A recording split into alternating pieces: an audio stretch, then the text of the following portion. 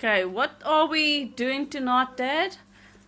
Hi guys. So yeah, they wanted to have a little camping in the tent over there. As you can see, Googly 1 and Googly 2 over there.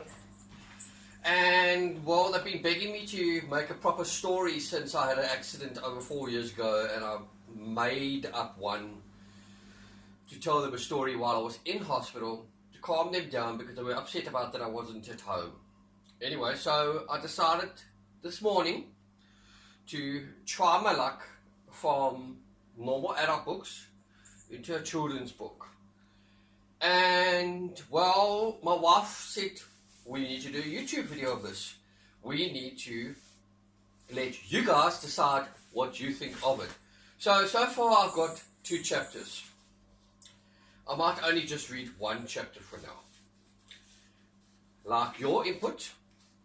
What do you think about it? Would you like more chapters? Would you like me to continue reading more chapters on YouTube with these little buggers here that are wanting me to read to them all the time? You comfy? Yep. Oh, cross eyes. So, the title of the book is still something I'm working out on. Okay, The Real Secret World of Magic. Chapter 1. Mariska Blockberg, and I cringe at the sound of my name being shouted at me from across the classroom. I slowly look up from my doodling to see the eyes of the Buxton woman glaring daggers at me. If looks could do damage, hers would have sliced and spliced me into tiny pieces. Yes, Miss Warren? I rushed to add her name in the end. It's yes, not yeah. Seriously, child? You could... What? You would... I'm terrible at reading you. You would make one think you were born from the putrid of the gutters, and not from the fine set of parents like yours, she retorts and marches towards me. More like an elephant thump, thump. She moves her massive thighs that are clearly the size of my waist towards me, and the rest of the classroom struggles to hide their sniggers, peeking to watch the show that unfolds in front of them. She eventually gets to my desk, after pushing the others out of the way with her ample thighs. I still remember her preaching, I'm not fat, I'm just extra built. At least I'm not skinny. To the others that dare voice their opinions over her extra weight. Honestly, she slams her meaty thigh on my table, causing it to jump. I have had enough of you and your ways. You are pathetic, useless, waste of God's great space. Fine, I shouted, jumping. Fine, I shouted, pushing the table away from me. Only it went further than expected. And Mrs. Warren, who was still leaning on it, as she leans on everything, stumbles to catch herself. My table slams into the rear of a boy in front of me, only causing him to shout out, most in shock and minor pain. My chair went sliding back and hit the wall. Fine, I repeat, grabbing my bag from the floor. I have had enough of you. I stomped. What? And I stomped out of the classroom. I'm finding spelling mistakes here. And grammars. Get your skinny butt back over here. How dare you speak to me like that? She shouts, and I turn to see her gripping the wall while her face is bulging in anger. I wish she would bulge. So fat, she would pop her buttons and float like a balloon. Then the image of Harry Potter and that ghastly aunt lady floating into the air from the movie flashed into my mind, and I smirked. Only, just as I was about to turn and flee, I gasped in shock. She was swelling, expanding, like a human balloon, being pumped with more air. I can't stop laughing at you. With more air than it could handle. Her mouth still shouting insults and threat, yet I tuned out. The kids around her quickly jump and race away from her, mostly first in fear at being a victim of her rage, then more so in what suddenly was happening. Oh no, please don't, I whined to myself. Then I reopened my eyes and moaned. She was starting to float, having swelled in her clothing max. I was shocked. She had not popped out of it. Well, I was shocked she had not popped out of it. I could see her toes pointing down, trying to touch the ground, yet were not. Her hands were stretched out as far to the sides, arms straight, unable to bend, as she huffed and squealed like screamed, stuttering more insults and threats. I closed my eyes and forced myself to concentrate.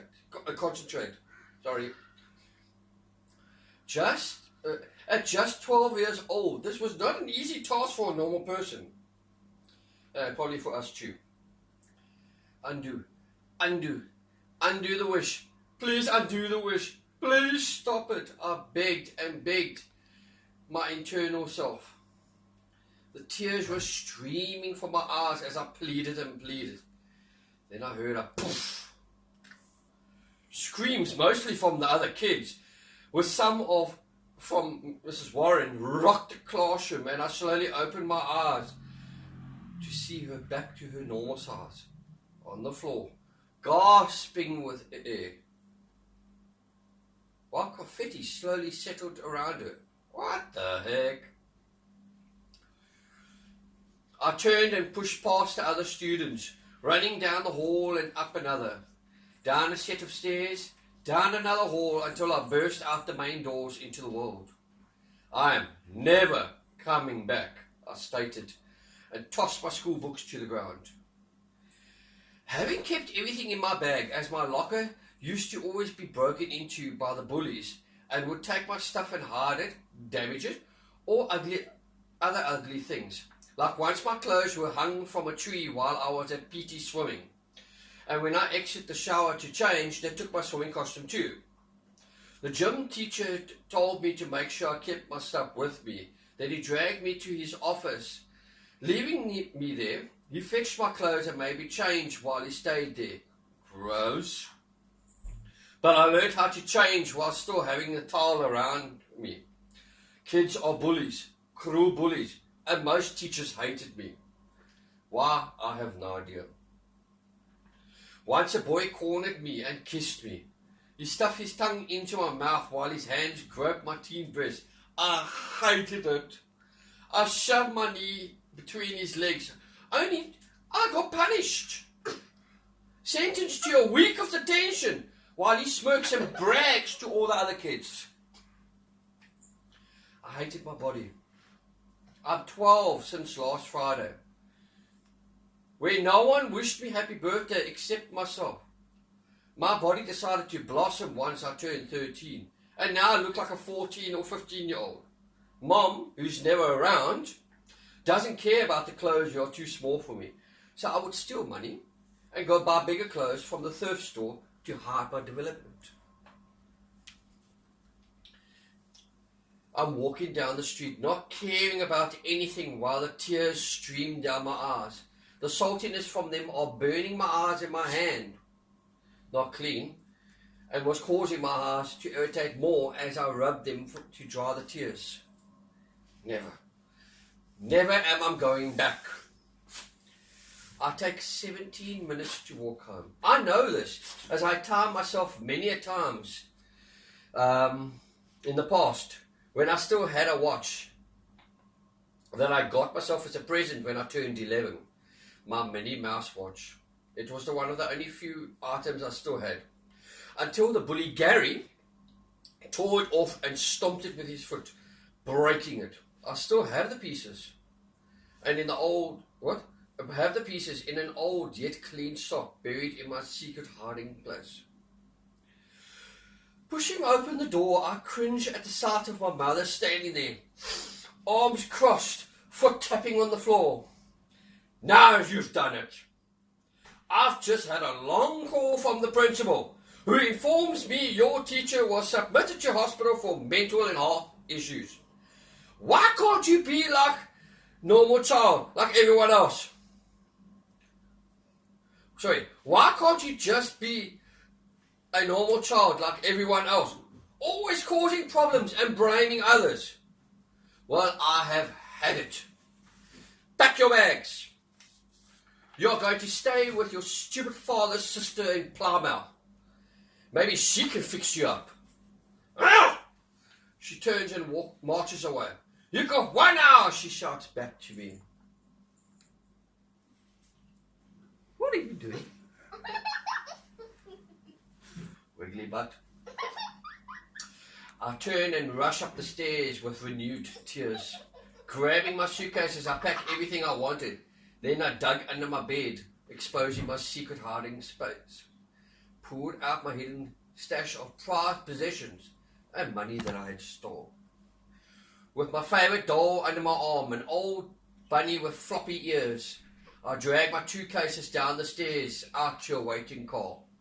Of course, my mother would not drive me herself. She ordered a cab and watched me with crossed arms get in, and the cab driver put my bags in the rear. There now, love, all will be well, spoke an old man in a short, dirty grey beard. I ignored him as he set the cab into motion, driving away from home, the only home that I knew of. We passed the school and the kids saw me, laughing as they ran after the cab, making comments and gestures as the cab trailed slowly behind the lorry, pointing and shouting at me. They did.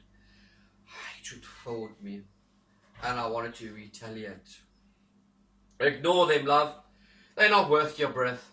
The old man spoke, then changed lanes and sped off. They're not worth my breath. What did he mean by that? They're not worth my breath.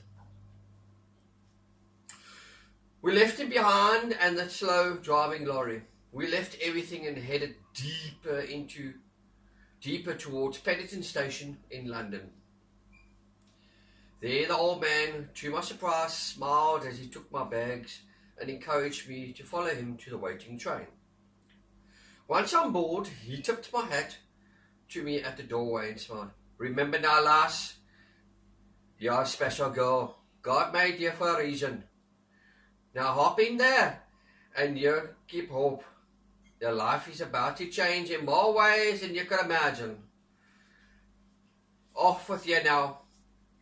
Sorry, my Scottish is bad, eh? I'm South African. I move to a free seat and look out the window for him. But he's gone. I race to the end of the carriage as this train starts to move. I can't see him. Everyone else is still outside, waving. Yet he's gone. Oh, I'll carry on with chapter 2. Journey to Plymouth was scheduled to take about 3¾ hours. Given it was near lunchtime we departed, I regretted not stopping to buying something to eat. And to my disappointment, the train did not have food trolley. Did not have a food trolley. And trying to sip water in a moving train from a tiny tap of a tiny basin in a very tiny store was not easy or a fun task. I ended up spilling on my shirt and skirt. Back at my seat, thankfully alone, while the rest of the carriage was half full. I pulled my feet onto the seat and watched the view sped past us. Tears leaked freely from my eyes as I hated myself more and more as we headed further and further from London. I was too hungry to sleep. My eyes were now puffy from crying. Thankfully the tears had stopped. Only I felt all clogged up and desperately needed to wash my face. but not after the last passenger had fouled the only toilet in this carriage. So bad, we had to move to the rear, away from it, keeping the windows wide open, letting the cold air in from outside. I sat in my seat away from the others, huddling against the cold in just my skirt and shirt. My bags were in the luggage compartment, therefore not accessible. Arriving in Plymouth, I exited the train wearily, looking round. Grabbing my bags from the luggage helper, I ignored his raised brows as he checks me out. Oof, gross. Hurried over to the exit in hope that my aunt would be there. But alas, my hopes were slashed. Moving over to allow others to exit, I waited. And I waited. And I waited. Thankfully, I dug out my jersey. Only I wish I pulled on leggings too. Just that I didn't want to do that while there were still people around. And especially that horrible luggage guy who was lurking around the corner every now and then, poking his pimply face around to check me out. With the sun slowly going down, I shivered in more fear than cold. Where was she? Did she know I was coming? Did she know I was here? I was too scared to move from the train station toward the food stores, in fear of missing her, so I stayed there, on the spot. Near the exit, while desperately needing the toilet and was so hungry. Several times I mistook my stomach growls for noises around me, trying to see who was making that noise. I watched the cars drive past. People come and go, but I remained still, waiting. Come on, love. I've got a nice bed just for you. I turned. You may carry on reading. Please, would you stop that? Okay, thank you. Wiggly. Yeah, wherever. I turned to the voice and cringed. Backing away from the pimply-faced guy, quickly looked around, then back to him. He's smiling more, winking at me, moving closer, shuddering. I grab my bags, but he dashes towards me, stops me with his hands over mine. You know, no one's coming for you. I can give you half food and a bed. He speaks and looks me up and down. No, thank you, I say, tugging my hands away. Thankfully, my bag handles in them. Come on, doll. Come away with me. He darts around and blocks my path. Before I could move, he grabs my shoulders and spins me around, pushing me against the cold wall. My bags fall flat when my hands let go of the handles. Please, let me go, I plead. I turn my head away from him as he leans in. Nah, you're just what I wanted. Cute and young. I shudder as he sniffs my neck and hair, dragging in a lungful of air. Oh yeah, all innocent, just about ripe age. I wanted to vomit as he leaned closer. I could feel him press against me, no warmth, but it only made me more nauseated. You're gonna be a good lass now, aren't you? And I cried as his free hand grabs and pulls me hard. Please, please don't leave me alone. Please stop. I push at him without any luck. You like that, nah? He growls and pulls me tighter. I feel his fingers dig into my back while he fists my hair with his other hand and bends my head to the side. Gonna enjoy taking ya? I groan in disgust as he licks my exposed neck. Oh! So sweet, so innocent, so neglected. No one wants you. I want you. Gonna give you what you wanted. And I scream as he bites my neck. I feel his teeth breaking into my skin like sharp miniature blades. Multiple of them. Suddenly, he's gone. Are you zooming in on this one? Suddenly he's gone, and I left painting as I slowly open my eyes in fear and look around. Then I blanch in shock and horror where I see him, and vomit rushes out of me, full force, spewing in front of me as I heave again and again. Scream reaches my ears, and I look up, exhausted and weak, but yet grossed out by the foul taste and smell of my vomit. I see people gathering around the corpse of that guy, speared on the fence spikes, a good 20 meters away from me. Blood leaking as he jerks and withers and then stills. Gasp in shock as I watch, and to further shock I see his body fades darker. Just like if his internal light turns off, glow disappears. Suddenly big hands grab my shoulders and hoist me to my feet. I turn in shock and am about to scream when the sight of who is before me shocks me to silence. Come lass, quickly. I could do nothing but nod to him. He lifts me into his arms and paces quickly to the left, leaving the train station and the scene. I turn to look and see only the bystanders only gawking at the dead guy. None looking at me or us. My bags I belatedly release and look to the dirty grey beard guy. He glances to me and smiles, and I just feel warmth from it. Need not worry your skirts off. Them bags are right behind us. And I leaned over to look over his shoulder. Then I shriek in shock at the sight of them racing behind us.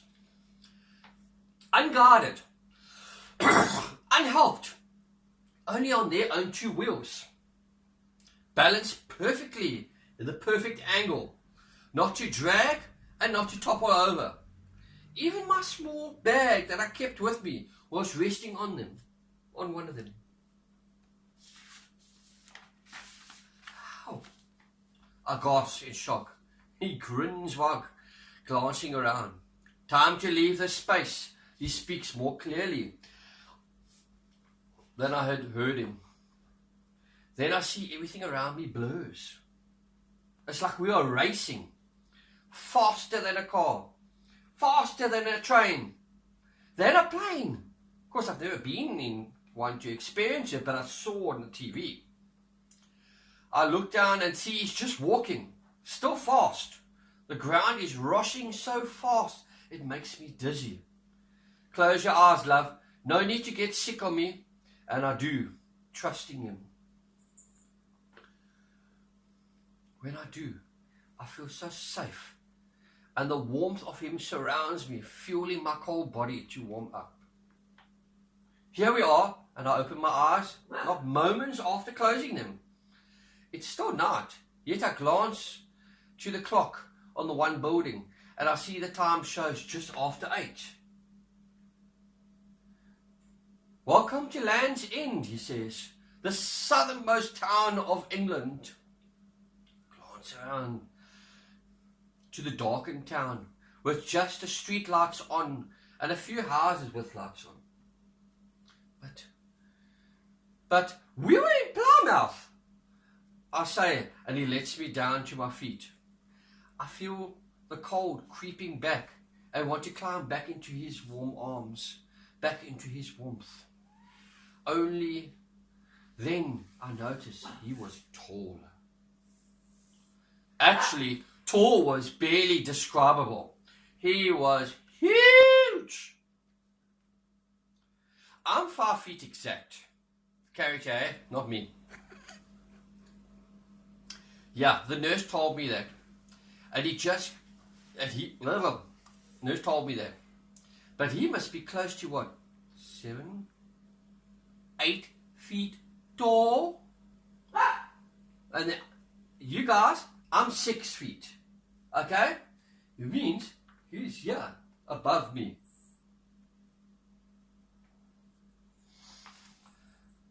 That door open for Lindy? Oh. Lindy's very old, she's blind and she's deaf and she's sometimes dumb when she goes to the door. She thinks it's closed and she'll bark until she realizes it's open. Anyway, back to the story. Well, where am I? Oh yeah, here. Where he was barely 6 feet and an average build upon fetching me at my mother's, he is now freaking tall and wide. His hands are so big that one could cover my whole head and the fingers could still touch. He's a giant. He's Jack. I shiver at the thought of him forcing himself on me, or against my will. Yet, as soon as I think this, my body overrides the feelings that he would never do that. He would rather protect me than hurt me. Gut instinct. Is there such a thing? He's like Jack and the Beanstalk. Finish deciding if I'm safe or not, and I look up to his face. Too high. That my neck starts bending, starts hurting where it bends back. I'm forced to step a few paces back just to look at him. I see his smile while it is mostly masked with his beard. Now, time to give you to Miss Moon, he nods to me. Then I gasp as his massive hand, yet safe and warm, takes mine, making mine disappear in it. I follow him down the street, then up another. Thankfully, he adjusts his speed to my short legs. Glancing back several times, I could not help but grin at the bags following us, like little puppies following their favourite master. We enter a tiny front yard and stop before a wooden door. Go on now, knock on it, he invites in his deep voice, and I do. My knuckles hurt as I try and knock on the hard door, hoping it would be heard. Yet I jump when I hear, "Not so hard, dear," with my bearded companion chuckling besides me. Moments later, the door swings open and I gasp at the sight of the woman before me. Her hair is as white as snow. Yet she looks so young, about late 20s.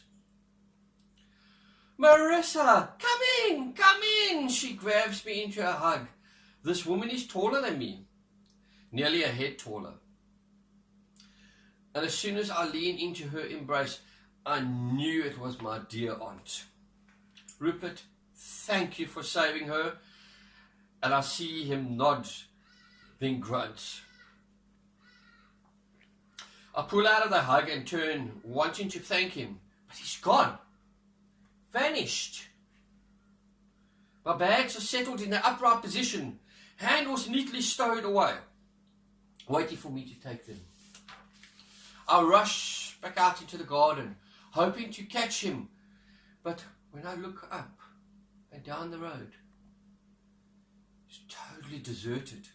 The mist that hangs lightly is not even disturbed. Not after we had disturbed it, arriving and walked through it.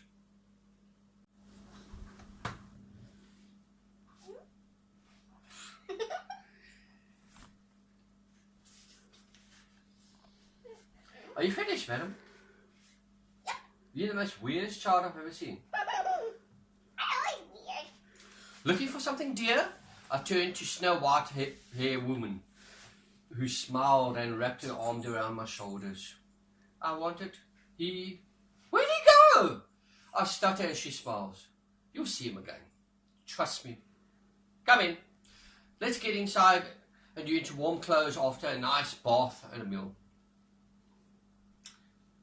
I grab my bags and follow her into the cottage like a house, only to stagger to a halt at the sight from within. Time tomorrow to investigate. Oh, there she goes again. Time is of an essence right now. And I nod, following her dutifully. I don't want to anger her. Not after she welcomed me into her house. She led me to a room off the passage on the first floor, one level off the ground level, where I see a beautiful bed just calling my name. Now, grab your night clothes. Bath is waiting for you, and I see her pointing to a door opposite my bedroom in the passage. When you're done, your food will be waiting for you in the room. I would offer you the kitchen, but I'm making a mess in there. And she leaves me with a smile, and all I can do is gasp as I gawk at her. Dashing to my bags, I grab clean clothes and dash to the bathroom in hopes to have a quick shower.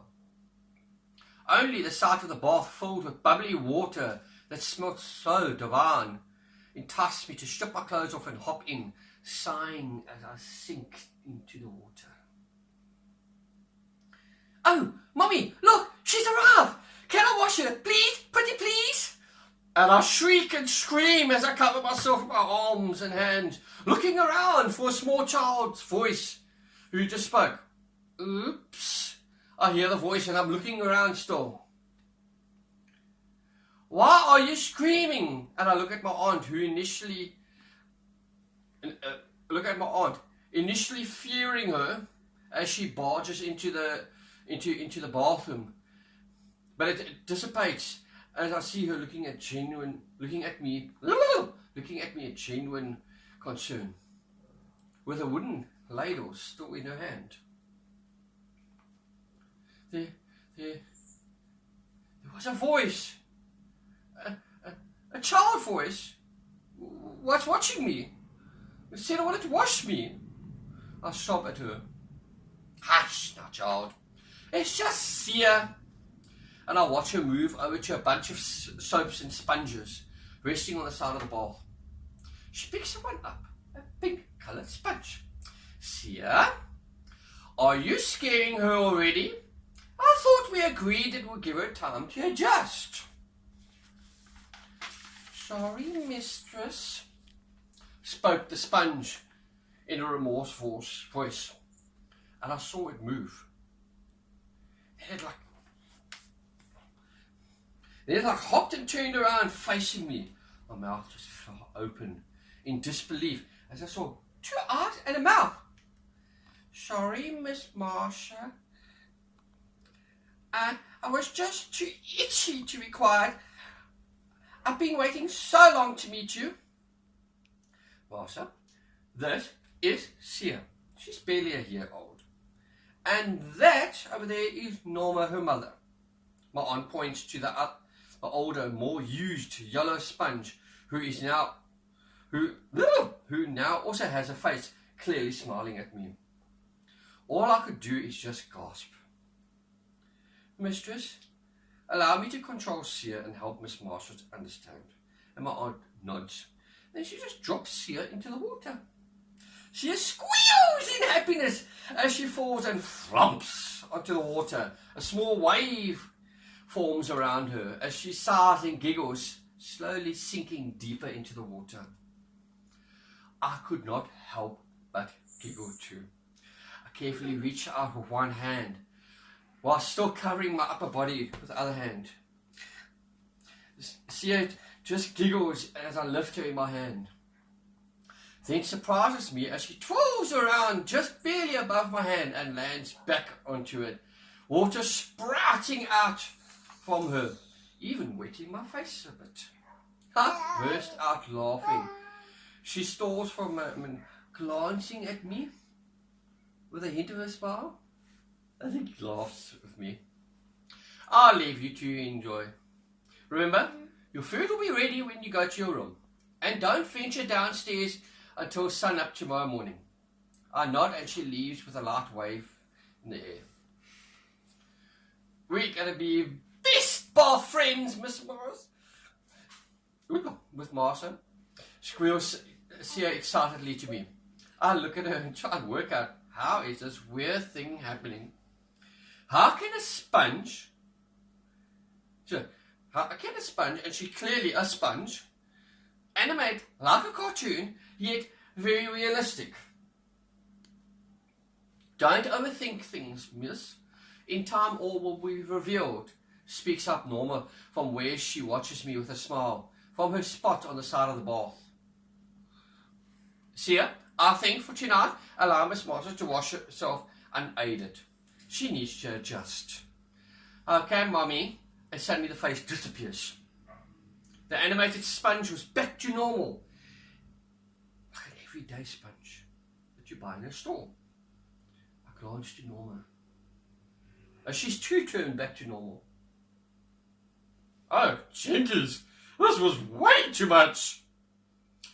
Cautiously, I put the sponge next to Norma. Then I reach next to Norma, and I watched him carefully while using my hands to wash with the soap. Once I decide I'm finished, I grasp at the sound, garbled, incomprehensible, running, looking around, expecting this time something else, not humanly possible.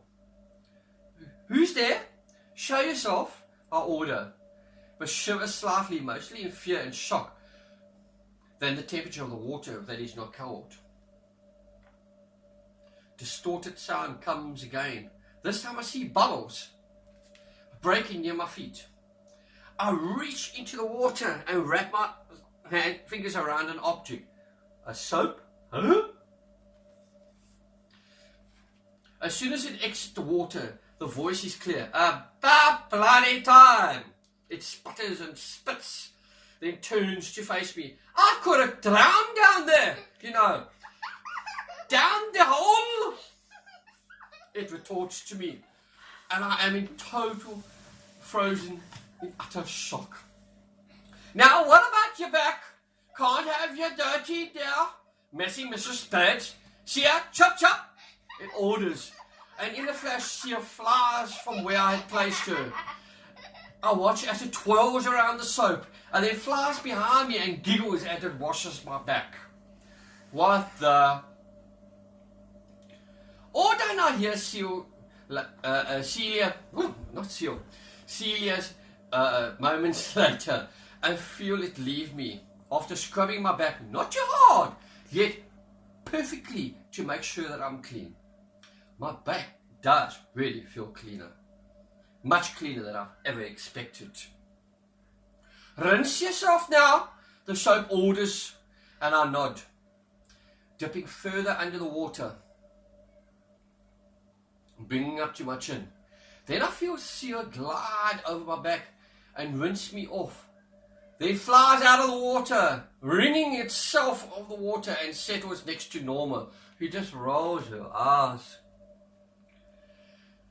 Where am I? I've lost my space here. The soap is still in my hand from where I was holding it in the air, and it looks to me.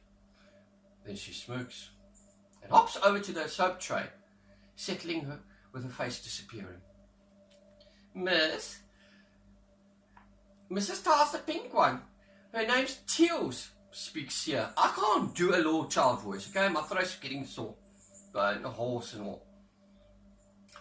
I turn and gasp as the towel unhooks itself from the door hook and floats towards me. Floating wide open. I'm honoured to be of service, Miss Marsha, the towel speaks, but I don't see her face. Something makes me stand, and I do.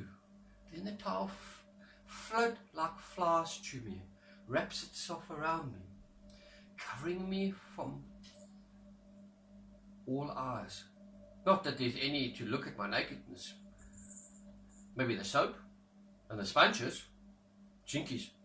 Was there others? Soon I'm out the bath, and I stand still and chuckle softly as the towel dries me very enjoyably. Wow, very efficiently. There you are, miss. All dry. Now you can dress in peace. And I move to my clothes, pulling them on while the towel floats before me, blocking the door and the window from possible uninvited guests. As soon as I'm dressed, it floats back to the hook and settles, reverting back to what it was. I move over to it. Poke it. Nothing happens. Turning to look at the bath, I nearly yelp in shock as it's now completely empty and dry. Like it never was used. We got a stowaway down there.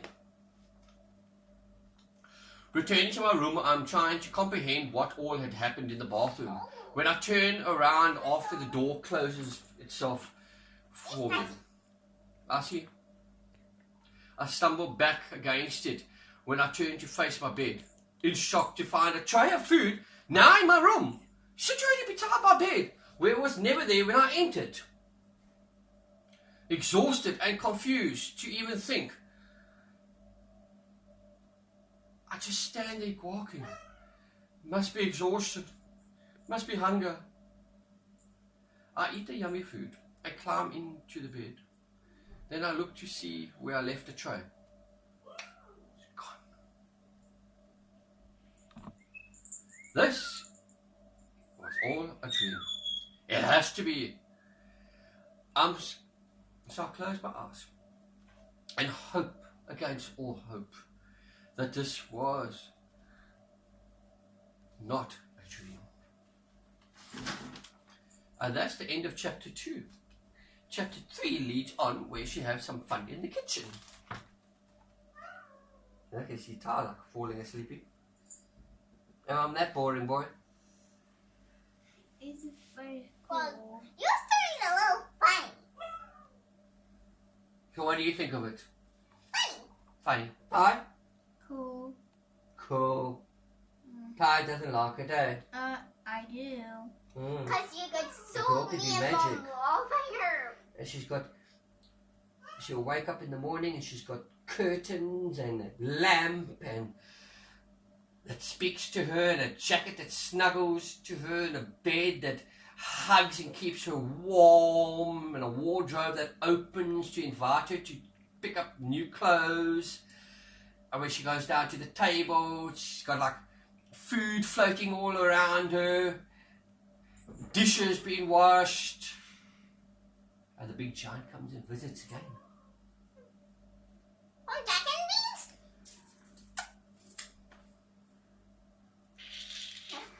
The giant from Jack and the Beanstalk. And you might just find out who the giant really is in the end. Huh? I have to wait for the next chapter. At chapter 12? Sorry, a what? At chapter 12? No. Remember? Yeah. It's very tall. It's very big. And it's got a big grey beard. Santa Claus. I was saying it. Santa Claus is big. But no, Okay, guys, to be continued. Let me know if you want to hear the next chapter. Okay? I hope that you would like to let me know if you like it. Please do put a comment in there. Give me words of wisdom, suggestions, and excuse my pathetic reading. I had found a few mistakes in the first draft, so I did try and chop and change a little bit to correct it on the, as I was trying to read it, while also trying to ignore someone that's looking like a hooligan. Look forward to hearing from you. Remember, if you haven't subscribed to our channel, please do subscribe. Your support means everything. And remember, in case you're wondering, it costs you nothing. But it means a lot to us, because by you subscribing shows that you support us, and it helps other people become aware of us. The channel is primarily for their benefit, not for me, not for my wife. To show what life is with them. The autistic boy here. And a naughty girl there. With a burnt hand. Who's the one two's come out. I'm still waiting for the other two. God bless. Cheers. Have a good night.